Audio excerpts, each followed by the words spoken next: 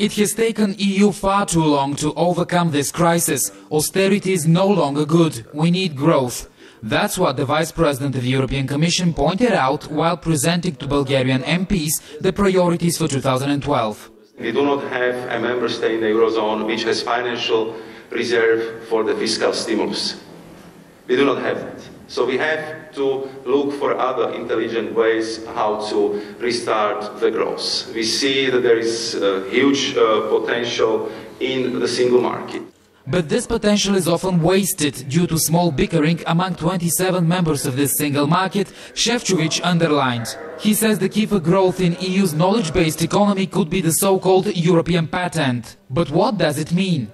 That we would finally not have to force the European researchers and scientists to go to the United States or to Japan to patent their inventions.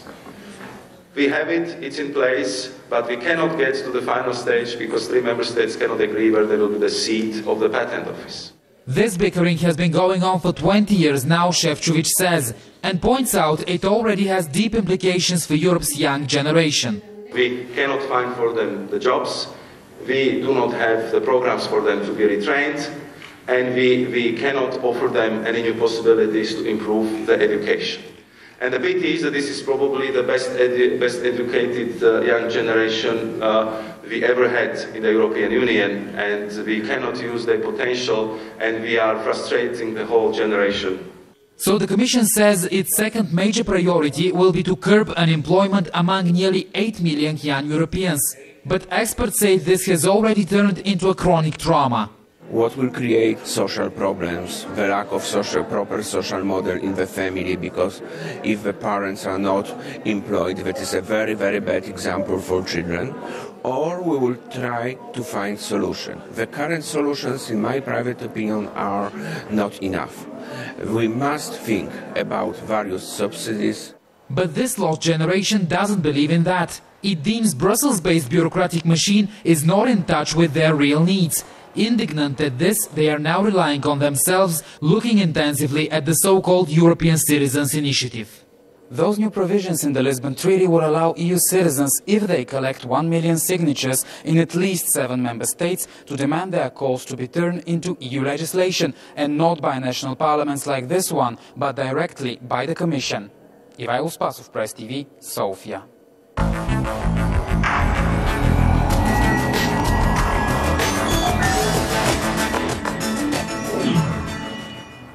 English football is once again in complete disarray. Last week, the former captain John Terry was sacked by the Football Association because he's facing a criminal trial over racism allegations. Feeling undermined, the manager Fabio Capello then resigned because he didn't agree with the decision, which leaves the underperforming England team leaderless and rudderless, months ahead of a major football tournament. But in a hastily convened press conference, the FA chairman tried to put a positive gloss on the debacle and said the new manager would probably be English. I've been asked this question consistently and the position hasn't changed, that there's a preference for an English person or a British person, but at the end we want the best person. England's multi-millionaire footballers have performed miserably at international tournaments for decades, playing a turgid brand of football and usually being defeated by the first good team they face. Meanwhile, their manager of the last 4 years has been paid over £20 million for achieving absolutely nothing. No wonder that the British public hold their millionaire footballers in such low esteem. Obviously, we're in a position now where we don't have a captain and we don't have a manager, and it's only 4 months before the Euros, which leaves us in a very precarious position. I don't think that we were going to win the Euros anyway, but I think this has definitely decreased our chances. I think they have gone about it the wrong way about the John Terry thing. I think he should still be captain at the end of the day until he's been proven guilty. But that's football for you, isn't it? It's total mess up. Total mess up, but that's FA for you. All hopes now rest with this man, Tottenham Hotspur manager Harry Redknapp. On Wednesday morning, he faced a lengthy spell in prison on tax evasion charges, but he was cleared. It really has been a nightmare, I've got to be honest. It's been 5 years, and this is a case that should never have come to court because it's unbelievable, really. But now Redknapp, who's never managed a big club or won a major tournament, holds the hopes of English football in his hands. his chances of success practically zero. Usually before every major football tournament, the English press and public hype the England team's chances to unrealistic levels. But this summer, the England football team will head into the European Championships with a divided dressing room and a manager who hasn't had enough time to gel the team together. So expectations will be at an all-time low. That is, of course, unless Harry Redknapp can perform a miracle. Roshan Mohammed Salih, Press TV, outside Wembley Stadium in London.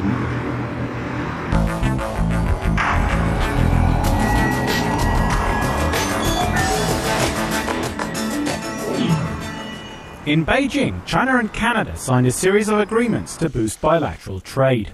Prime Minister Wen Jiabao received his Canadian counterpart Stephen Harper, who had arrived the day before with a large trade delegation in a bid to ramp up exports and reduce Canada's reliance on the US market. In addition to agreeing on the resumption of Canadian beef and tallow exports, which have been suspended for the last 9 years because of mad cow disease, the two nations also signed an extension of a Memorandum of Understanding on energy issues covering nuclear energy, gas and, crucially, oil. Canada has the world's third largest oil reserves, after Saudi Arabia and Venezuela. Yet although China is Canada's second biggest trading partner, its imports from Canada now do not include any oil. Currently, 97% of Canada's oil exports go to its biggest trading partner, the USA. Harper has made it clear he wants to diversify Canada's oil markets and sell more to China via a proposed pipeline from its oil sands in Alberta to Canada's Pacific coast. Last month, the pressure for him to do so increased after US President Barack Obama rejected another proposed pipeline viewed as crucial to Canada's economic future. Called the Keystone XL, this would have run from Alberta to refineries on the Texas coast, opening up new markets in the United States and abroad. As much as I want to see that Keystone project proceed, I think this incident, and you know, there are other economics involved obviously, but they all underscore the fact that it is in this country's national interest to be able to sell products beyond the United States. And I don't think a reversal of an American decision can change that fundamental reality. So I think it is absolutely essential that we find ways of being able to sell our products to the biggest growing markets in the world, and those are in Asia. As for China, with energy security a national priority, it is keen to diversify its supplies. China's energy needs are growing in line with its rapidly expanding economy. For our energy strategy, we need to diversify and import not only from the Middle East, Africa, Russia and Latin America, but also from North America, where the only potential seller is Canada. However much they want to export, that's how much we will take. After Beijing, Harper would address Canadian businessmen in the southern city of Guangzhou before ending his trip in the inland metropolis of Chongqing. Stephen Rebay, Press TV, Beijing.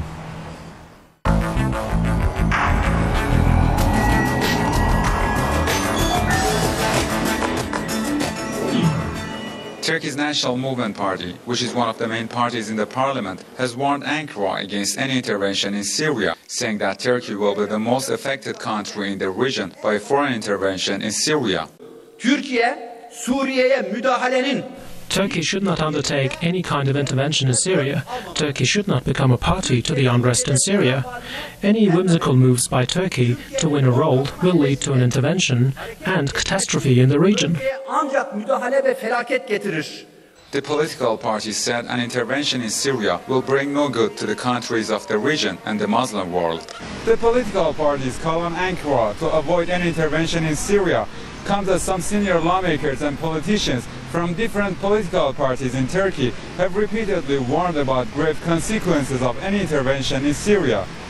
Experts believe any intervention in Syria will further complicate the situation in the Middle East, as establishing security in Syria after an intervention seems to be a tough challenge. Irak örneği 2003 yılında ABD işgali ve daha sonrasında When we look at Iraq and Libya, we see that international interventions have failed to establish democracy and stability in them, and have instead led to a long-term occupation and insecurity.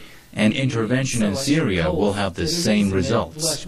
Turkey announced sanctions against Syria in November to increase pressure on the administration of Syrian President Bashar al-Assad. Ankara has continued putting pressure on Syria since then and has vowed that it will take further measures against Syria, saying such moves are aimed at stopping the bloodshed in the country.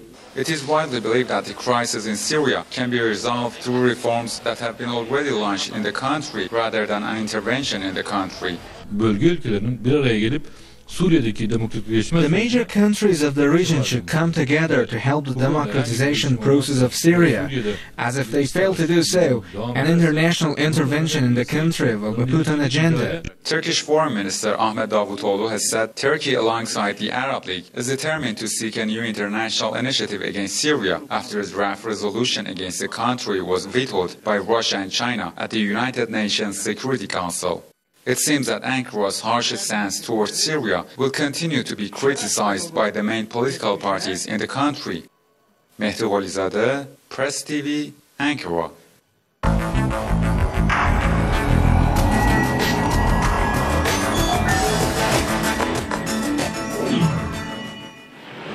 U.S. citizens may be seeing more of what people are already used to in Afghanistan, Iraq, and Pakistan. Predator drones flying over their heads. Congress has approved a measure to expand the use of the military devices in American skies. Even though the measure restricts the use of drones over populated areas, civil liberties groups are concerned a door into a sacred constitutional tenet will be opened even wider. But we, as Americans, expect to have a certain sense of privacy. Even in the public, we don't expect for the government to be able to track all of our movements, create databases about where we were and what we did, and then take law enforcement actions. That's exactly what's happening. The legislation is part of a $63 billion spending package for the Federal Aviation Administration. It will require the agency to clear out more commercial airspace for the use of military and even privately owned civilian drones. Civil liberties advocates aren't the only ones concerned about having the devices overhead. Pilots are also worried about having to share the space with the unmanned flying machines. The president of the Airline Pilots Association issued a statement that insists that all remote operators of drones have the same training that regular pilots have. Collision concerns were highlighted last August when a shadow drone collided with a C-130 over Afghanistan. The plane made an emergency landing, but no one was injured. It's really alarming and it's really distressing to think of these drones flying overhead. Mark Bray is with the Occupy Wall Street movement. He's concerned the U.S. use of drones over its own people puts First and Fourth Amendment rights on a slippery slope. It's also of concern considering these drones are being used around the world and that the journalists are reporting that civilians are being shot down in Pakistan. So it raises a lot of questions about privacy and all, not to mention security. We don't know if these things are going to crash through our roofs one day. The NYPD has been surveilling Muslim New Yorkers who have done absolutely nothing wrong. That same sort of philosophy will now drive the aerial drones usage. So we're very worried. But many members of Congress who signed off on this bill don't see expanded drone use as a problem. In fact, many believe growth of the unmanned drone industry will create more jobs for their constituents. If President Obama signs the measure, the FAA will establish 6 experimental drone fly zones over U.S. skies by September of 2015. Gary Anthony Ramsey, Press TV, New York.